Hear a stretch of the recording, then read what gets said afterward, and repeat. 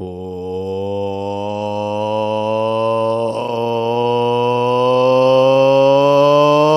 welcome to the Russ Joy Show. I'm Russ Joy. If you get that, because you're smart. It's also the name of the show. Welcome. Greetings. Happy Monday. I don't know if you've dug out of the snow yet, but if you have, welcome. If you have not yet dug out of the snow, welcome to you as well. Now's the time to admit that I am a terrible husband. I try to be a good husband. I think for the most part, I'm generally a very good husband, but I had meetings all day. Kids were home. Flexible instruction days, which I declared war on Friday. I think flexible instruction days are pretty much like the spawn of Satan. They shouldn't happen. They're horrible. And here we are with a foot of snow on the ground, or roughly a foot of snow on the ground, and kids have to be on virtual classes. I think it is domestic terrorism, and I'm sure that YouTube will now flag this video because I said that, but flexible instruction days are horrible and need to be abolished without question. Now, I know you're thinking to yourself, you're thinking, Russ, how do flexible instruction days make you a bad husband? It's a great question. Thank you for asking. I'll give you an answer.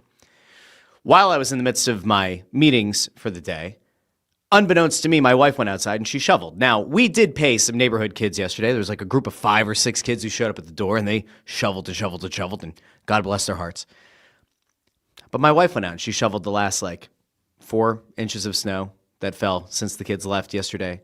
And my kids, great little humans, they are not capable of shoveling that much. And I came upstairs and my wife was absolutely exasperated, right? She was absolutely wiped out. And I said, sit down, check your heart rate, have some water, have something to eat. She went out there and she shoveled. So once again, St. Nancy continues to make her case for sainthood. I will send that over to Pope Leo.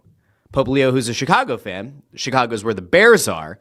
And actually, that's where we're going to start today's show. And I'll get out to the comments here in a little bit. But you want to talk about the Bears? We'll talk about the Bears because the Bears have an offensive coordinator who interviewed or was set to interview. They actually did interview with the Philadelphia Eagles. And Diana Rossini, noted lover of the Philadelphia Eagles and Philadelphia Eagles fans, reported this about a half hour ago, that one of the most highly touted names, one of the most exciting names, according to many, on the market for an offensive coordinator position, Bears offensive coordinator Declan Doyle has withdrawn his name from consideration for the Eagles offensive coordinator vacancy, per sources. Doyle opts to remain in Chicago, working with Ben Johnson and Caleb Williams. Now, we could look at that a few different ways. On one hand, you could say that's not a bad career choice out of Declan Doyle because chances are next year, when the next round of head coaching vacancies open up, if he once again has a strong year as offensive coordinator, working with Caleb Williams and working with Ben Johnson, sitting under that learning tree for one more year, it probably sets him up to have his choice of head coaching jobs next year. His name was not in as many of the conversations around head coaching vacancies this time. You stay with the same team, you stay with the same quarterback, the same head coach. You get another year to kind of fully flesh out your own ideas. Maybe you're given a little bit more autonomy, a little bit more latitude in what you can do. And then in the summer of the early winter or whatever of 2027, when all the head coaching vacancies are open, maybe then Declan Doyle has his choice of jobs. As it were, he can either remain an offensive coordinator with the Bears. He could take a lateral move to go work under a different head coach in Nick Sirianni, work with a different starting quarterback in Jalen Hurts. But is there really a value add there? I mean, unless Jeffrey Lurie and Howie Roseman start the meeting by saying, hey, Declan, if you do a great job, we're ready to boot this Jamoke at head coach, and this could be your gig. The likelihood of that is almost zero. Do you take a lateral move? And I think it's a pretty smart career choice out of Declan Doyle to not do that. But it does make you wonder, because this is yet another candidate that the Philadelphia Eagles have brought in or have interviewed and has ultimately opted to pull out of the conversation. Brian Daboll, one that many people thought was going to be at or near the top of the Eagles' wish list, has opted to not further pursue the offensive coordinator position. Mike McDaniel, who a lot of people were very excited about, had head coaching experience, seems to have a very good offensive mind, has worked under some constraints with Tua Tagovailoa, who's got some issues, potentially, with his decision-making in games and also the gray matter in his head. He was a highly touted guy that the Eagles apparently had targeted, who also chose to walk away. And it feels like that list of guys who the Eagles have coveted that have not reciprocated that same level of interest, that list feels like it's growing. And I'm not going to stand here and tell you that I could tell you every little bit, every nuance to Declan Doyle's offense, nor how much autonomy he had over that offense when Ben Johnson is very much involved in offensive game planning. Well, I can't tell you that. I can tell you that there is a concerning trend. You add to this that last week the idea was put out there that Jeff Stoutland, who many regard as the best, one of the best offensive line coaches in the entire National Football League, well, he might not want to give up that title and those responsibilities as a run game coordinator. And you're coming into a team that hasn't outright, have we gotten full-on confirmation that Kevin Patullo's key card doesn't work getting into NovaCare anymore? And then you have this head coach that, for better or worse, is viewed as a meddler, even though he doesn't take the responsibility on the offensive side of the ball. But there is this belief out there that Sirianni's concepts are what's ultimately being implemented week to week. Have the Eagles somehow taken what should be the most attractive offensive coordinator position in the entire league? Have they somehow screwed this up and made it a place that no one wants to work? It's a fair question to ask. At this point in the offseason, the only hope that you can have as an Eagles fan is that the Eagles are actively engaged with or engaged in a conversation with a coordinator from one of the teams that just got eliminated, whether it's the Broncos or the Rams, or they are actively engaged in a conversation with one of the two teams going to the Super Bowl, and the Patriots or the Seahawks. But the likelihood of that seems increasingly lower and lower. And so once again, I ask a very simple question. Have the Eagles screwed this up? I don't know. I'm not involved in those conversations. I'm not in the room, nor am I down covering the team, having conversations with front office executives or agents or players. I'm just a guy who talks into a microphone. But I do think it is a fair question, because if you remember at the beginning of the offseason, that head coaching vacancy list continued to grow and grow and grow. And we saw Mike Tomlin get fired. No one saw that coming. John Harbaugh got fired. No one saw that coming. And as those vacancies started to dwindle and as those head coaching vacancies started to fill up, it made an already attractive proposition being the offensive coordinator of a team that won the Super Bowl a calendar year ago, that has all of the same offensive weapons at its disposal. That job should have been incredibly highly coveted. We should not, under any circumstances, be hearing that the Eagles' top 2, 3, 4, 5 candidates have all either interviewed or refused to interview, or upon interviewing have withdrawn their name from consideration. That is not ideal. And so what are you likely to get? Are you going to go out and find one of the brightest young offensive minds?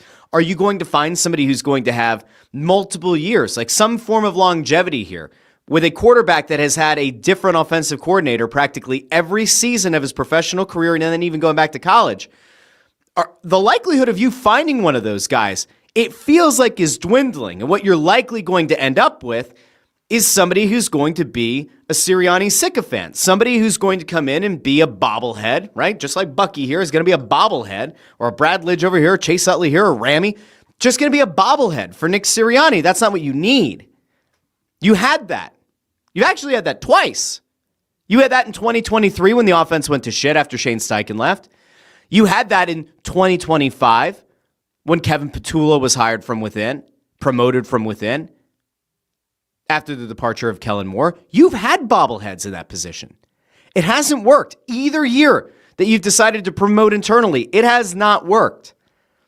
And the more candidates that go off the board, the more candidates that actively withdraw, the more I question the entire process. I put a tweet out. I'll get to the comments here in a second. But I put a tweet out on Sunday because I was watching what was happening in the AFC. And the Patriots had a very straightforward and simple path to the Super Bowl. The AFC playoff picture was not remotely as complicated or difficult as it's been in years past. The Patriots had a very easy pass to the Super Bowl. And then I looked at the NFC side. And while I will certainly admit that the Rams or the Seahawks would have presented a difficult path or a more difficult path, I still am resolute in the belief that this offense was far too talented, had far too much talent on it, and that even the collective sum of the parts may have been as good or better than the individual parts themselves. If you had a more competent offensive coordinator in place and buy-in from the offense, that the guy wasn't a jamoke, a schmuck, a jabroni, the Eagles probably had a relatively clear path. I'm not saying that they would have blown out the Rams. I'm not saying they would have somehow decimated a Seahawks team that looks really, really strong, and kudos to them. But I don't think this path to the Super Bowl was nearly as complicated as some people were trying to make it out to be. And with a more confident and competent offensive coordinator, I think there's a non-zero chance the Eagles advance to the NFC Championship game. And I do think that they give the Seahawks a legitimate run. And so I tweeted out, I may never forgive Kevin Patullo and Nick Sirianni and Howie Roseman and Jeffrey Lurie. And many people agreed. Said, you know what? It's a good point. And there were a lot of people who were like, I can't believe this. This is a sense of entitlement. There's no guarantee the Eagles would have made it to a Super Bowl. There's no guarantee the Eagles would have made it to the NFC Championship game. You're such an idiot. You're such a dipshit. All that lovely stuff. I want to just re-rack something for people who have a hard time with critical thinking. Whoever you are, if you're out there, I want to just have a real quick education piece here for the people who just don't use the wavy bits of their brain and instead are like the koalas, the smooth-brained koalas that if you pick the eucalyptus leaf off the plant and put it in front of them, they don't know what to do. They have to eat it off the plant because they can't think critically. There are a lot of koalas out there on Twitter and social media. I just want to do a little bit of assistance for you. It is incredibly difficult to build a team that can make it to a Super Bowl, let alone win it. But that is the window where the accountability has to increase from the fan base. You don't sit back and rest on your laurels. If your team has made it to a Super Bowl, you need to up the pressure on the front office and the coaching staff and the players because it means they have the ability to reach the pinnacle. Now, if they don't get it done, like a couple years ago when the Eagles fell to the Chiefs, you increase the pressure because clearly you have enough of a squad there to get back there, maybe do it all over again, and maybe even win. And the Eagles, for better or worse, lost their offensive coordinator, promoted from within, and the season was an abject failure. Got bounced early in the playoffs. The pressure was ratcheted up. They went out. They got Kellen Moore. Offense was humming. You almost broke the single-season rushing record with Saquon Barkley. You won a Super Bowl. That's not when you release the pressure. No. That is when you increase the pressure again. Can you get back? You clearly have the nucleus of the team in place to build upon and to drive forward. And the second that you let the front office or the coaching staff or the players off the hook, it's possible they take a deep breath. They take a deep exhale. And that is where you get complacent. That's what happened this year. Because make no mistake about it, while there are people who feel like it's a sense of entitlement to say, oh, well, the Eagles could have made another Super Bowl. They could have won another Super Bowl. What about the Seahawks? Fair point. The Eagles got complacent this year. The Eagles decided to promote from within, and it was an abject failure and a wasted season. And when the Eagles got bounced to an inferior and significantly more injured San Francisco 49ers team, that should have been the wake-up call for this front office and even ownership. Perhaps we are not doing something right. And as this process has played out over the last few weeks, to me, it is clear as day something has gone amiss. Something has gone astray. This front office right now should be actively questioning, why does no one seem to want this offensive coordinator position with a team that could very well go back to a Super Bowl next year, should very well compete for a Super Bowl next year? What is limiting our attractiveness of this position? What is inhibiting our ability to go out and get the best and brightest offensive mind to come into the building, to come into NovaCare and be the offensive coordinator of this team? I don't know if they're having that kind of retrospective moment. I don't know if they are capable of that kind of self-reflection, but they need to. Because what this is setting up for is you are going to ultimately have to settle for another Nick Sirianni puppet. And that will not get the job done. It's failed twice already. If you run the risk of having it happen again, which is kind of where they're at, you run the risk of wasting another season, potentially having some discord within your locker room, as we saw early this season. I am concerned. I'm actually deeply concerned because this is that very tight, finite window of being able to compete for a Super Bowl year after year after year. There is no guarantee that if you get this offensive coordinator job wrong, that you'll still be able to overcome it and go on a deep run next year. There is no guarantee of that.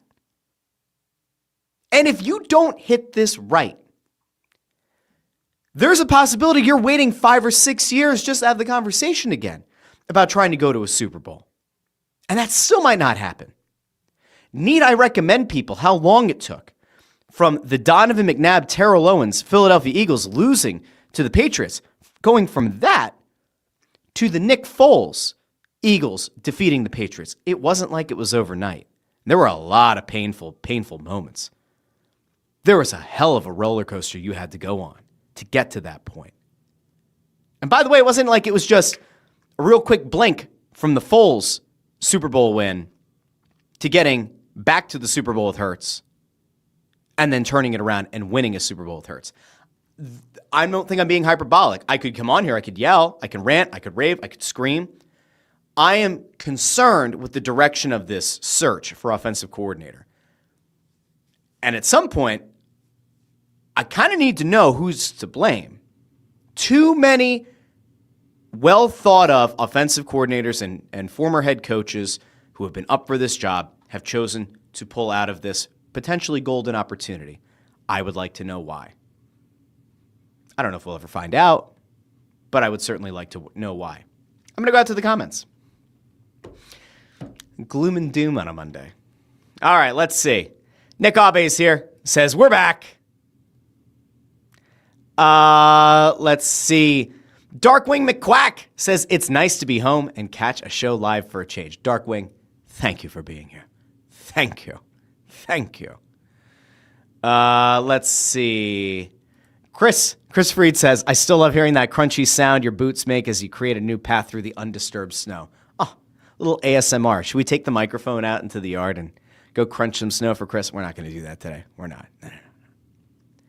No. Nick Abe says, it's getting to a point of Nick Sirianni job on the line. We can't get an offensive coordinator because of that dumbass. And then says about Declan Doyle, he's waiting until Nick is fired next season. Here's the problem, though. And this is the real issue, though. You know, Nick Sirianni might be a problem. And Chris Reed says here, you know, no one wants to work with Nicky and Jalen. I mean, at what point does the GM and the owner say, yo, something is amiss here? Are they willing to admit that something is very wrong if these guys keep pulling out of the search? Amadeo says no one wants to work under the microscope of Howie and Lurie. I think that it's more on the constraints of Sirianni's offense, and if the Stoutland thing is true, that could be problematic. Chris also says McDaniels and Fangio did not see eye to eye in Miami. He was never coming here as offensive coordinator. Well, I mean, you can previously not agree with or work well with somebody and then have a new chance and a fresh start, and you never know. Amadeo says, hire Jim Bob Cooter so I can be immature and laugh every time I hear his name. There's a Howie guy, though. Does it inspire a lot of confidence? I'm not so sure. Let's see. Nick Abe says about Howie and Jeff, they've done a shit job. They're letting it happen under their watch. I think it's really hard. Brian Knowlton says, Russ, call me crazy here, and I don't know much about football, but what about Doug coming back in the spot? I don't know how or why you would ever do it. Like, if you're Doug Peterson, that feels like career suicide. It really does, because if you come back in, you're coming to an organization where you were once the head coach, you led the team to a Super Bowl, you were kind of unceremoniously dismissed from the job, and then you're going to come in and work under the constraints of a guy who ultimately replaced you. Like, I don't see a path to wanting to do that if you're Doug Peterson. And if you're Nick Sirianni, do you want to have Doug Peterson come in? Because, like, the dynamic is still there in play. there are still relationships with people in the organization. Like, do you really want to run that risk? Because if you ever felt like there was a possibility that like your offensive coordinator could maybe be like gunning for your job, I don't think that there's a path there to being like, oh, okay, if the Eagles start off slow, they'll put Doug Peterson back in charge of the team. Like, I don't see that. So maybe if you're Sirianni, you go, all right, well, there's pretty much no chance this guy replaces me. But I would feel like there's a high risk of being undermined. I don't think it works out for either side, but I could be wrong. But I don't know. I really don't know. Flyers Ant says, if it's going to be an every year type of drama like we're seeing because Nick is sticking up for his boys, end the whole thing. I mean, I don't want to go that far, right? But it is a question. I think that this whole thing is like truly worrisome. If you're an Eagles fan and you're seeing these guys come off the board or withdraw from consideration, like there's clearly something that these guys have seen or heard that has given them pause. It's one thing if you find out that a guy hasn't been interviewed, right? Like let's say in the case of Declan Doyle, the Bears offensive coordinator, like let's just say hypothetically, the report comes out that the Eagles want to interview Declan Doyle, but he says, you know what, I'm happy in Chicago. That's one thing. But when you find out that the Eagles interviewed Declan Doyle, and then he goes, nah, I'm good where I'm at. That makes me wonder, like, what is it about remaining with the Bears that is so much more enticing? Is it just that you get to work with the same head coach, work with the same quarterback, and try to pad your resume so that next year you are the number one candidate for a lot of teams? Maybe. But if you're like watching a Brian Dabble or a Mike McDaniel, and if those guys ultimately don't take head coaching jobs and instead they take offensive coordinator roles, then like doesn't that become a concern in and of itself? You're going to pass up on this to go work with like Justin Herbert? That's what you're going to do? Really? That to me is a concern. Brian also says, wasn't there word that Doug was going to be an advisor last year? I think that was floated out there, but I don't know if that was true at all. I really don't. I don't know. Amadeo says, you also have to consider if Jalen is refusing to run the ball, then that might be an issue too. No, I don't think that's a concern. I honestly find it hard to imagine that Jalen's unwillingness or lack of desire to run the ball is ultimately going to scare away a potential candidate. I also question how true that is. Like, yes, we can see that year over year, his running attempts dropped. There was also a change in offensive coordinator. I don't know. Was that by design? Maybe, maybe not. Let's see. Nick Abe says maybe Jalen and AJ have been right all along. I think they were about Patullo. I think that's pretty clear. See, here's where I'm going to be interested. If the Eagles make a hire of a Sirianni bobblehead at offensive coordinator, I think you will see A.J. Brown request a trade, and I think the Eagles will try to facilitate it. If the Eagles go outside of their bubble, outside of their circle, and they bring in somebody who's actually revered as like a good offensive mind, then I think A.J. Brown stays. And if he does, that'll be pretty much proof that, one, a lot of the friction last year was with Patullo, and two, I think it would also prove that the mended relationship between AJ and Jalen has been true. Like they've actually kind of patched things up. We will see. I have no idea yet. Linda Joseph says, hell, fire Nick and bring in John Gruden. Totally silly and unrealistic, but here we are. Yeah, but can you imagine Gruden coming in? Like Gruden coming in. I'm telling you, man. Hold on, let me see. I think I can do something here with the cameraman. Hold on a second. Cameraman? Who said something about a cameraman, man? Are we talking about cameras? Hold on. Where's the, I got a setup up here. Hold on, where do I go? There's got to be, I know there's a place here, somewhere. You can change the camera. Change the camera setting. I can't find it. It's gone. It was here. It's not here anymore. All right, well, we can't do it. If we could, I would do a whole thing. I'd do a whole thing, man, about John Gruden. We're not going to do it today. All right. Computer's not cooperating. Well, that's a little bit of a bummer. A little bit of a bummer. All right. If you were to get Gruden coming in here, though, good God, can you imagine? The kind of chaos that John Gruden would unleash on Philadelphia would probably be worth the price of admission. I would be fully on board with watching Gruden drive everyone insane. I think Gruden would, like, send Howie back to the closet. Maybe not. I'm telling you, man, I like Howard Grossman. Hey, he's a great GM, man. You want to talk about a guy who's willing to sit down and watch a guy coming out of Valley Forge Community College, man, that's the guy to go, man. Howie Roseman, he's down there. He's everywhere. He's scouting the 4th division of Rugby All-Stars in Australia, man. That's where he's at. Ernst Tanner's 2 fields over, scouting the 7th division Swedish soccer squad, bringing for the Philadelphia Union. Howie's right there with him, man. I'm telling you. He's a great executive, man. Jeffrey Lurie, we're talking about an owner. One of the best owners in football, man. That's what you got in Jeffrey Lurie. All right, I'm done. Let's see.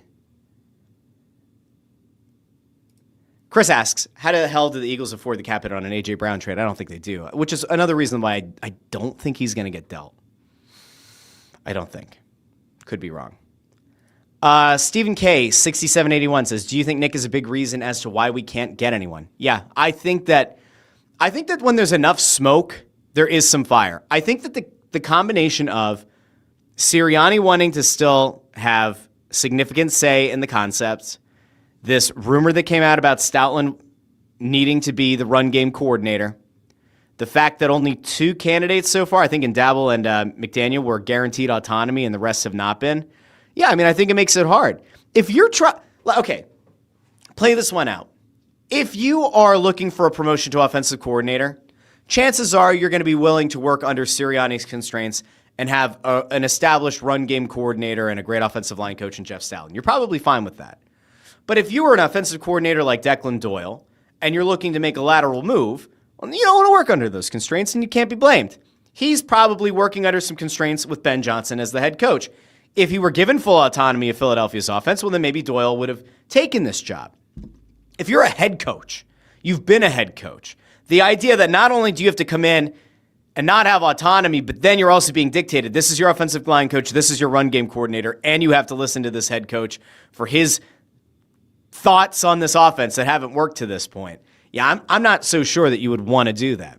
Now, if you're a passing game coordinator, if you're a position coach looking to move up to offensive coordinator, you're probably more willing to do that. But if you're the Eagles, is that really what you want? See, you would think that if the Eagles are going to try to go out and get an offensive coordinator from outside the building, they would want someone who has actual experience calling plays, which means you're looking at OC or potentially head coach pool. And it just seems that right now they are not interested in this job, which again makes me wonder, how have they messed this up? Let's see. Nick Abe says, are we fucked as an organization? I don't think so. But it makes me question a lot about why this is happening, what the front office is doing about it, what ownership is doing about it. Let's see. What is this? Nick Abe says, Nick Nurse is on a hot seat, Sirianni is on the hot seat, Tocchet getting killed, and Rob Thompson getting destroyed. Yeah, I mean, there you go. There you go. I don't know if Nick Nurse is on the hot seat right now. I think that the Sixers have shown enough signs of life that I feel like it's not fully there right now. To be clear, I don't think we're there yet. I think we're okay. All right, now, I want to get to some other stuff. The Eagles of it all and that breaking news about Declan Doyle had me a little bit fired up. I want to go to a positive place, and then we'll end with the Flyers because, of course, tonight I will be down at Xfinity Mobile Arena, and I've got to leave here even earlier than normal because apparently the roads suck. So I'm going to go risk life and limb to go do press row show of Flyers Islanders. Let's hope it's worth it, right? Okay. I saw this too. Every fan hates Nurse. Bro hasn't seen. I've seen Sixers Twitter. I have lived many years on Sixers Twitter. I'm not a huge Nick Nurse guy, but I think that, like, given how things have gone to this point in the season, I think that, like, Nick Nurse is probably pretty soundly safe. And again, I don't really see a scenario where Daryl Morey is going to move on from him, unless the heat gets really ratcheted up on Morey this offseason. Then Nurse will be a fall guy. I'm also not positive that Nurse is the right coach for this team. I'm not going to say that he's like an incredible head coach. I think he was largely carried to a title by Kawhi Leonard just tapping into the Monstars' talent and delivering that championship for Toronto. But I wanted to go to a little positive place. I wanted to go to a very positive spot, which is Joel Embiid is in the midst of a career renaissance, and I don't know what to make of it. I mean, it is truly one of the most amazing things that we have seen maybe ever. Like, you want to talk about a time that you went from seeing a guy that looked like he could not play any longer, could not function any longer, physically could not get the job done. If you watched the game against the Knicks this weekend, there's this incredible moment where Joel Embiid gets the ball around the free throw line, takes like two strides to the hoop, jams the ball, lands, doesn't fall over, doesn't hyperextend his knee. He looked like MVP season Joel Embiid. Now, the lateral quickness isn't there at the same level. The stride for stride, gazelle-like running that Embiid had in his first and second seasons in the league is clearly gone. But the plotting, even that we saw earlier in the season when Embiid looked like he was operating in cement or molasses, that seems to have also kind of dissipated. You're in this weird in-between where Embiid is neither that incredible athlete he was as a young guy, nor that plodding shell of his former self that he looked like last season. He's somewhere in the middle. The fact that he's gone through as many injuries and knee procedures as he has, and he's come out and looks like he does now, is honestly pretty incredible. Now, you could play the negative card like Chris Fried right now, saying, is Mr. Part-Timer Embiid playing today? He is not. He's not. But he looked fantastic over the weekend. He has played in significantly more games in recent memory than I think a lot of people have expected him to. And so I am not going to sound the alarm bells that Joel Embiid's not playing today. But he looked fantastic the other night. Had 38 points. I mean, call me crazy. When you're averaging more than a point per minute, I'm going to chalk that up as a good game. 38 points in 36 minutes. To go along with yet another double-digit rebound game, 11 rebounds and 5 assists. You're going to have me buying back in. I'll also point out that the Sixers got screwed late in that game against the Knicks, and there was a call that was not made that should have been made. There was a missed goaltending call. But we'll just kind of flush that one out of our memories. It's okay. 3-point loss to the Knicks, not ideal. But Embiid's resurgence, Embiid coming back onto the scene is a good thing for this team. Now, I do also want to pump the brakes a little bit. There's one part of this resurgence from Joel Embiid that I want to tamp the brakes on a little bit. This team is still at its best when Tyrese Maxey is the engine that makes the machine go. When Tyrese Maxey is the one through whom the offense truly runs, the Sixers are at their very best. Maxey is still your best threat on the ball. I'd argue he's still your best threat off the ball.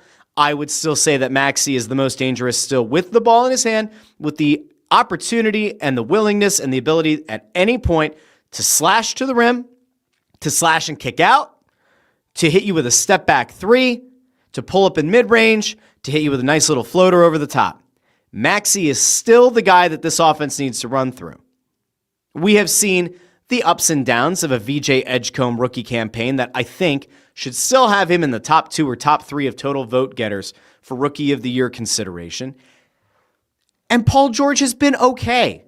Paul George hasn't been Paul George of yesteryear. He hasn't been prime Paul George, but as we've said a lot of times, Paul George is your third or even fourth option when all of these guys are healthy isn't the worst thing in the world. Now, Paul George did not have peak Paul George game against the Knicks. 9.6 rebounds, 2 assists, 2 steals, and 32 minutes of action. It's not a stat line that's going to jump off the page, but remember, there's a lot more to Paul George's game right now and the role that he's playing, where he is critical to this team and their defensive makeup and their defensive identity. So even when Paul George doesn't have an incredible game on the stat line, we still observe holistically Paul George on both ends of the court, and we could still say he's doing okay. And if he's in the lineup consistently and these guys can continue to build chemistry, you're in good shape. The Embiid thing, though, the reason that I said there has to be a little bit of pause is you don't want to see Joel Embiid returning to that quasi-MVP form and that leading to Nick Nurse starting to say, all right, now it's time to run the offense through Joel Embiid like the team did for a decade. You don't need that. You don't want that thought in the back of Tyrese Maxey's mind that, you know what, I shouldn't take this shot. Let's go to the big man. I'll slash and kick out to Joel Embiid at the top of the arc for a 3. That is not what you want to have happen. You still want this offense to go through Maxey, get the requisite number of shots for VJ Edgecombe, get the requisite number of shots for Paul George, but ultimately the lion's share of the shots go to Maxey, with a very close second being Joel Embiid. As long as they continue to run the offense through Maxey, we're good. If this team starts to get a little bit Embiid-centric, well then, not ideal. Then we have to have a different conversation. Now, I will note, there was a thing going around from last week over on Bill Simmons' podcast. And Bill Simmons kind of proposed this hypothetical of like, if you're the Sixers, do you go in on getting Giannis in a trade that would like center around VJ Edgecombe? And yeah, I don't see it. I don't see it at all for a few reasons. But it actually did have me think, like, is there a path to that trade making sense? So I'm going to throw it over really quick to Bill Simmons over on The Ringer Podcast Network, brought to you by the Russ Joy Show. Let's go out really quick to Bill Simmons. I want him to propose the trade, and then we'll get into like why it does or does not make sense. Hint, it does not make sense, and thankfully Chris Ryan was there to reality check this. But let's go over to Bill Simmons really quick with the hypothetical trade. There's another one on the list, and it involves the Philadelphia 76ers. And here's the trade. It's Giannis and the Gary Harris tiny contract for Paul George, the 2029 Clips Phillies swap pick that Milwaukee has, in VJ Edgecombe. No. Chris Ryan is correct. That's a no. So to recap that again, it would be Paul George, a 2029 pick swap, VJ Edgecombe for Giannis and Gary Harris.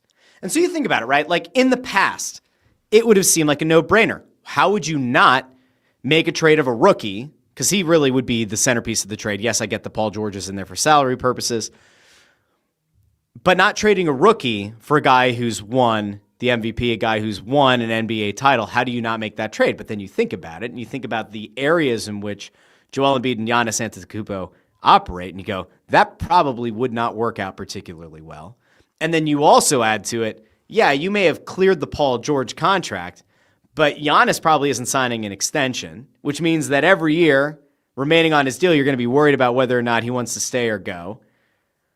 And you also have like guys who don't have fully redundant skill sets, but like, does Giannis move the needle enough for the Sixers to win them a title this year? Because like, to me, that's the real question. Like, are you willing to potentially move off of one half of the most dynamic backcourt in the entire Eastern Conference, if not the entire NBA, in VJ Edgecombe? Are you willing to move off of that guy right now while also bailing on the idea of having a backcourt of Maxey and Edgecombe for the next decade? Are you willing to move off that in the hope that, like, in this depleted Eastern Conference, somehow Maxey, Giannis, and Embiid together would mesh, which I'm not sure it would, and would be good enough to get to the NBA Finals and then somehow beat, likely, the Oklahoma City Thunder? Like, I don't see any scenario where that makes sense. Not one. I don't see that playing out in any way, shape, or form. But it is kind of wild. Like, if you were asked this question 2, 3, 4 years ago, Giannis is available in 2026, and it's going to cost you a very impressive up-and-coming rookie, a veteran that you signed that didn't really pan out the way that you hoped he would, and a pick swap. Would you do it? You'd say, of course you would. And yet, in this moment, I don't think there's anybody who would say, yeah, you know what, I'll take Giannis right now. Now, there are other stars in this league that you could maybe make a case for trading VJ Edgecombe, but it would have to be somebody who has longevity, right, has plenty of tread left on the tires, and also doesn't have a redundant skill set to Joel Embiid. I don't see it. That doesn't make any sense to me. Now, Nick Abe here kind of has the devil's advocate thing here. Says Jared McCain looks so bad. Well, he got sent down. McCain just looks like a guy who has not been able to get healthy. He looks like a guy who very much had knee surgery and then had hand surgery right on his thumb. And conditioning-wise doesn't look right. His lateral quickness isn't there. His explosive burst isn't there. His shooting has gotten worse. He looks out of shape. I don't know what you can do. You send him down to the G League. You hope that he picks up his conditioning there. He comes back up at some point, and maybe he becomes more of an impact player. But he was a guy who looked like Rookie of the Year a season ago. He's a guy that this team very clearly believed was going to have some real impact on this offense, if nothing else, and it has not gone well at all. And you obviously hope that 2 injuries in relatively quick succession aren't going to derail his career, but I think it very clearly has derailed his season. I don't see that getting better, at least this year. Could be wrong. Nick Abe says if McCain was average, Maxey wouldn't have to play 40 minutes a night. That's probably true. Darkwing says, been seeing Drummond might be on the block for the past day or so. Not sure how true that is. Even if he were, though, I don't know what you're going to get back for Andre Drummond that's really going to help this team. I would always be worried about getting rid of some of the backup for Joel Embiid. Right? Like, I'd always be worried about depleting your backcourt or your front court depth. I'd be really worried about, like, if Embiid were to miss time and then you once again don't have a center or a couple of guys who could back up the big man. That would not be great. Let's see. Gritty123 with the torts picture says McCain is more focused on TikTok.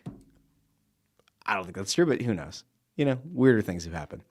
I also just did a real quick check-in on the Sixers just to see, like, how's the game going against the Hornets? Because, you know, we're doing the show at the same time as Sixers-Hornets. Right now, Sixers are losing by 10 points to the Charlotte Hornets in Charlotte, 38-28. We'll see if that plays out. All right, that gets us to our last team of the day, Philadelphia Flyers. I don't know, you may have heard of them. Friday, I was very, very harsh on the Philadelphia Flyers. And so for all of you who decided that they were going to stay up for the game against the Avalanche, for those of you who were like, oh, you know what? This is going to be a bloodbath. I might just go to bed early. But then you decided to stay up instead. To you, I say you're welcome. You may have noticed that over on the Snow the Goalie predictions tweet, I said 7-3 would be the score. And when I said it, I actually kind of laughed. I'm like, this is such an outlandish, preposterous score that I think it's actually going to happen. Unbeknownst to me, the Flyers decided they were going to be the team to score 7 goals in Colorado. They handed the Avalanche only their second regular season loss regulation loss at home this season. 7-3 win. And you say to yourself, ooh, who factored into the game? Well, you would, of course, see that there was a hat trick from Owen Tippett, who we are huge fans of here at the Russ Joy Show. Always the biggest Owen Tippett fans. Okay. Hat trick. Wild times we're living in. Denver Barkey lit the lamp. Michkov had 2 goals. Bobby Brink set a career high for goals in a season. Good on Bobby Brink. We like to call him Bobbert Brink. But I want to get to Michkov because Michkov today is the guy to keep an eye on. He's always the guy to keep an eye on. And despite the fact that Rick Tocchet hates the fact that people are always asking questions about Matvei Michkov, and despite the fact that I'm sure Rick Tocchet had no idea when he took this job that people were going to be focused in on his handling of Matvei Michkov, had no idea. Michkov maybe had his best and most impactful game of the season against Colorado. And when you're looking at teams on the docket, teams on the schedule that you need to rise to the occasion to beat, Colorado is at or near the top of the list. Now, remember, there was a time not that long ago where there were questions about whether or not the Avs could maybe set the all-time mark for points in a season. There was a time that it felt like they were flat out unbeatable. I mean, even if you were to count the loser point, right, and you're just flattening it out, wins versus losses, regulation and overtime and shootout combined, they are still 35-15 on the season, the Avs. They are still 20 games over 500, wins versus losses straight up, 35-15. They have only lost 6 games this season in regulation. The Flyers just handed them only the second regulation loss at home. That is still something. Now, you can also zoom out a second and say, hey, the Avs are 4-4-2 in their last 10 games.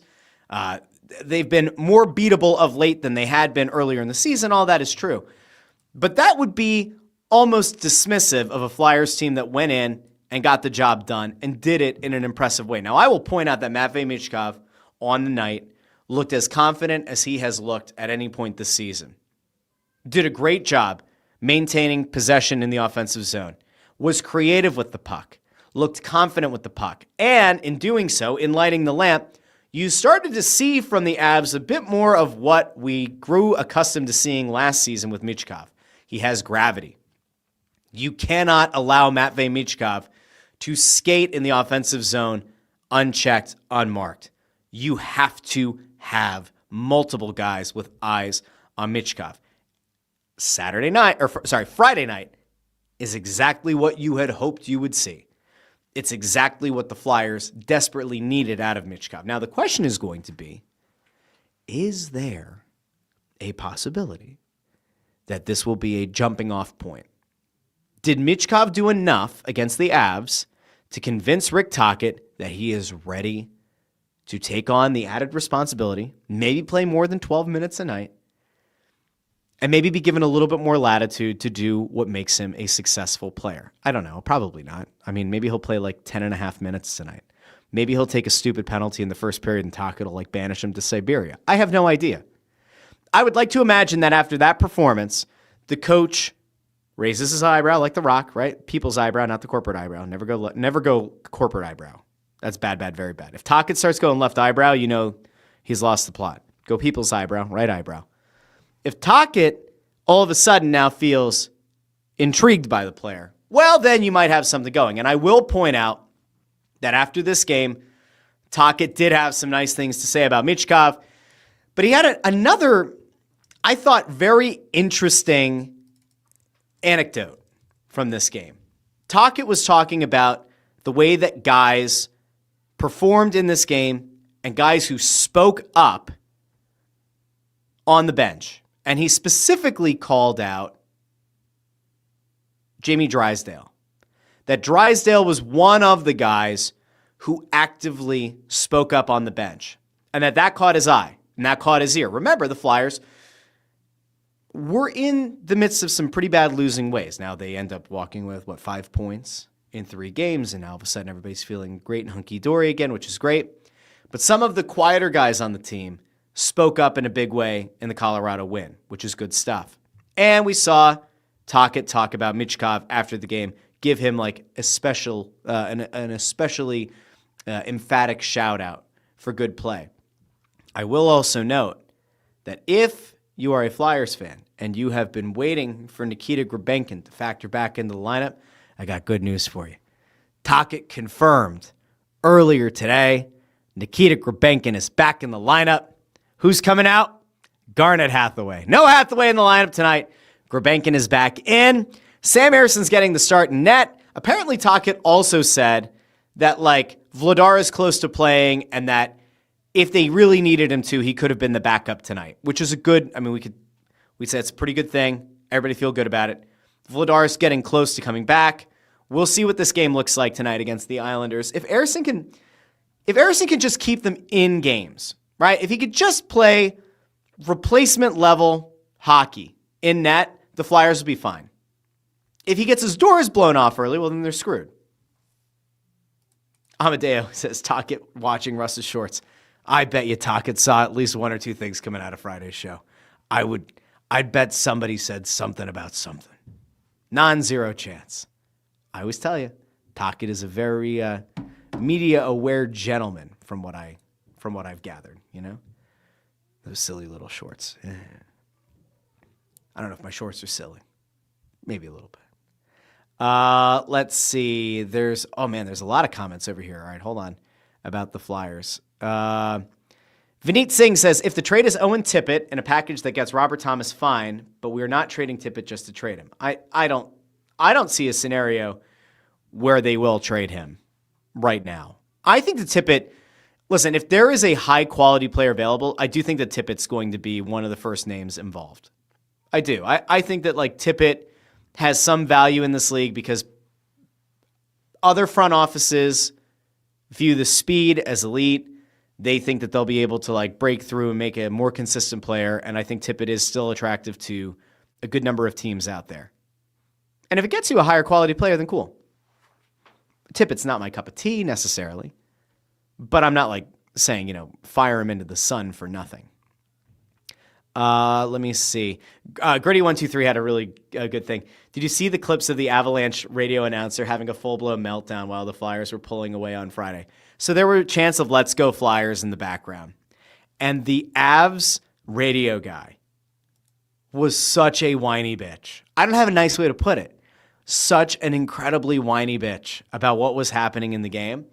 And he was like, oh, you hear that? That's people who decided to leave Philadelphia, and they're here now. They decided to leave Philadelphia, but they're here now. They left that city. If you're going to leave the city, leave your fandom behind. I was like, are you kidding me?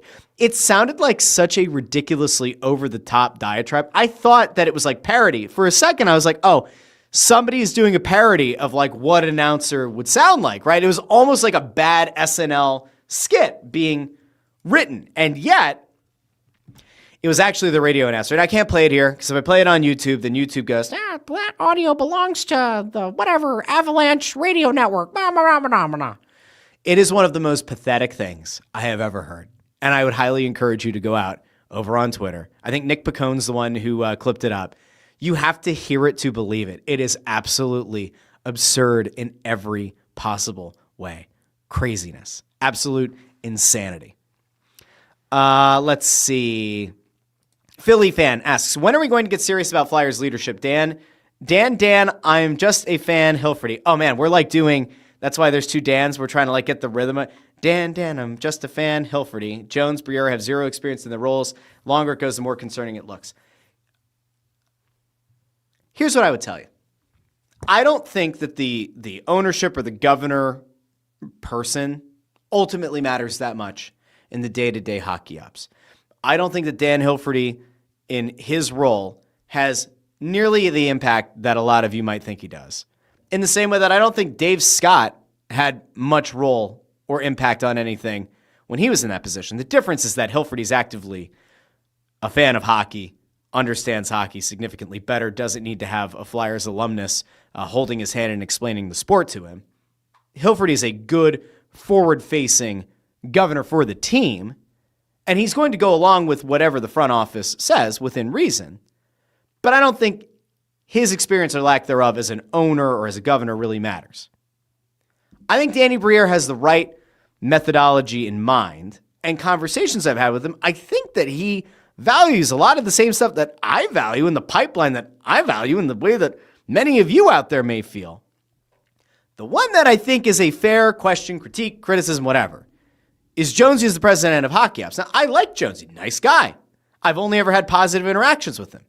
But there are people that I have talked to from outside the Philadelphia market who have questioned whether or not that was the smartest hire when you have a guy who is as not fully inexperienced, but inexperienced as an NHL GM as Danny Briere. There have been questions about whether or not the Flyers would have been better off with somebody who had significantly more experience in a president of hockey ops role from a hockey ops perspective, not from the forward-facing can be a good face of the organization like Jonesy is, but is more of a, this person has like built Stanley Cup winning teams and is now no longer a GM, but they're a president of hockey ops, and they can be the learning tree for Briere to sit under. I think that might be the fair criticism. Maybe. I've been told that, like, I guess back in the day, the president of hockey ops, like, it was actually two roles. Like, one was on the business side, which is where Jonesy actually, I would think traditionally would have probably fallen on more of being that forward-facing guy. And then there's the one on the hockey ops side who's specifically there for, like, working to build the team and be in the nitty-gritty of everything. But I'm also not in that room. I don't know. I don't know what the full dynamic is. I can't tell you for sure that anybody's totally out of place there. I could just tell you that I've talked to enough people who've been like, I don't know. It's an interesting dynamic. I'll go back to like my questions around like when Torts was here. I think that Torts definitely had way, way, way too much sway, and that Torts was far too impactful in the like. I think that his personality and him ramming through what he wanted was outsized for being a head coach. I don't think Tockett's that guy. Tocchet and Jones, pals. Is that good? Is that bad? I don't know. Hilferty, happy to go along with, what his closest hockey advisors have to say. Briere's then there's the GM, and you try to do your job. Now, the more concerning thing would be, like, if we find out now, next year, 5 years from now, whenever this front office is moved on from, if we were to find out that, like, Briere did not want to hire Tocchet, like Briere was like opposed to the idea of hiring Tocchet, and that Jones was the one who actually like really moved the thing forward, convinced Hilferty, and then the Flyers didn't find any kind of success and they didn't develop players. And we found out way after the fact that Briere did not want Tocchet, and he was kind of like big brothered by the president of hockey ops. That would be a concern.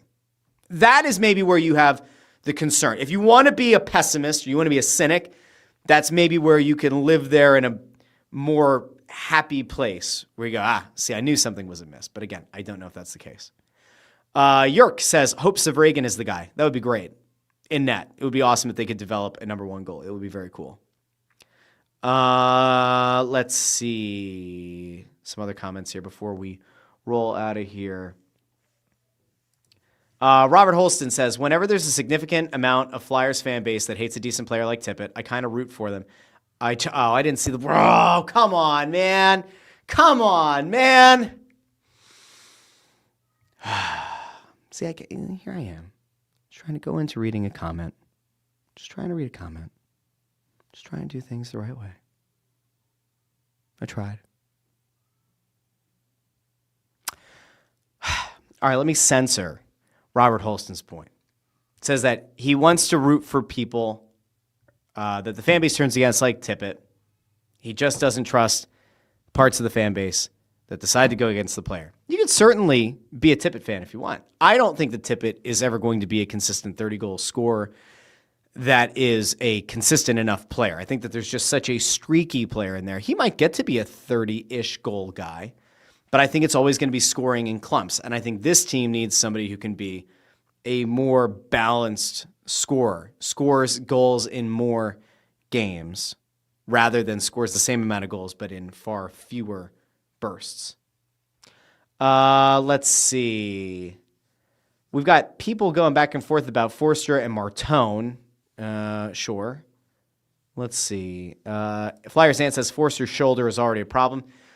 Yes and no. I mean, remember, we've had the same concern about Drysdale. He's been relatively healthy this year, so I don't think Forster is going to be... I mean, for whatever it's worth, I think this team very much thinks they're going to build in a large way around Forster. I don't see them moving on from Forster. Greg Bondarenko says, I feel Drysdale has been an unsung hero for them this year for the team. I think he's been a very good player for them. I think anytime that you don't have to talk about some of the defensemen, it's a good sign.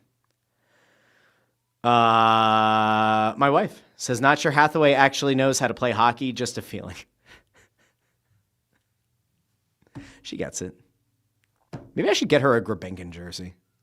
You know, we're a Grabenkin household around here. Let's see.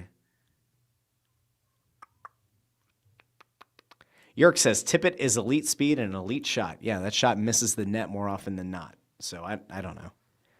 Elite speed is great. It'd be great if the shot was more consistent. Let's see. I don't know what this is supposed to be. You see the Penguins. What about the Penguins? What do you want me to see about the Penguins? I have seen penguins before. I've seen penguins at the zoo. Let's see. Monkey D Sky 13 with an AEW reference. I am the learning tree. I got you. Monkey D Sky. I got you. Where is Jericho? Where is he going to pop up next? Will it be at the Royal Rumble? We'll find out. Probably. Maybe. Who knows? Let's see. Amadeo says Mike Kafka is joining Detroit's coaching staff. Well, you know what? I guess some people's national nightmare is over. I know that there were a lot of people who were worried that Kafka was going to go to the Eagles. Tom Pelissero just put out, former Giants interim coach Mike Kafka is joining the Lions in a high-ranking offensive staff role. What the hell does that mean? That is a weird tweet. A high-ranking offensive staff role. What the hell does that mean? Wild. I don't know what that's supposed to mean. I'm also getting updates about the Sixers game. Yeah, not great. So, yeah, no. Let's see. Anything else over here? Will Gordon says Flyers defense is small. Yes, it is. Maybe it'll get bigger. I don't know. Let's see. Josh White says, Russ, what do we do with our defensive group moving forward?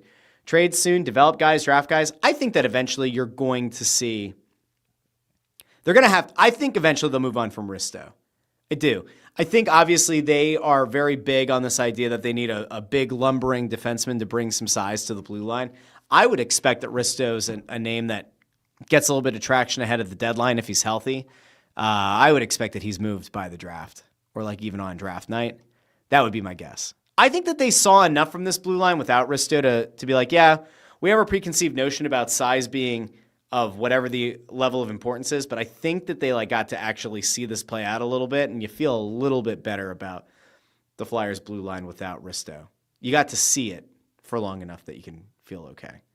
All right, I think we're going to probably bail there. Yes. We're just past the hour mark. I got to go. I got to go do this long, harrowing journey to Philadelphia, down to the Xfinity Mobile Arena to go host the Press Row Show with Ant and Bundy and intern Andrew. If you were unaware, Flyers Carnival is this Sunday. I believe we are sending intern Andrew into the tank to represent Snow the Goalie this year. I am not getting back in that dunk tank. I think I told you guys this last year. I was very adamant that I had to be the number one person in the dunk tank last year because I saw how gross and cloudy that water gets over the course of the day. I was not going in that dunk tank again this year. I'll tell you what, my back, I kept getting hit by the board as I was going in the water. And we also lost the meritocracy. They wanted to just like let kids walk up and like push the button and dunk me. No. You got to earn it. Now, if you're like 2 years old and you can't hit the thing, well then fine. You go push the button. But if you're like 12 and you can't hit the target, guess what? You shouldn't get to come up and push the button and dunk the person. That's not right. That ain't right. Tain't fair. Tain't right. Carnival Sunday. We'll have some guests on the show as well. All right. Let me think. Anything else? Wednesday night, we will be at Chickies and Pete's in Malvern. So if you're looking to come out, talk some puck. Wednesday night, 6 o'clock? 6 o'clock when we do the show? Yeah, we just show 6. 6 o'clock, we'll be streaming on all the Snow the Goalie channels, plus WBCB. We'll be on the radio as well. And I've been told we're getting somebody from the Lehigh Valley Phantoms. I don't know the name yet. I will let you know when I know. Okay. Do me a favor, hit the like button if you haven't done so already. Like the video, share the video, subscribe, ring the bell so you get notified whenever we go live with an episode. If you like the podcast even better, you can find the show on Apple Podcasts, Spotify, Pandora, Amazon Music, wherever you get your podcasts. Until Wednesday, this has been the Russ Joy Show, and I've been Russ Joy, but you knew that already because you're smart, and it's also the name of the show. If you're traveling, travel safely. If you're staying home, stay warm. I'll talk to all of you Wednesday here on the Russ Joy Show. Bye now.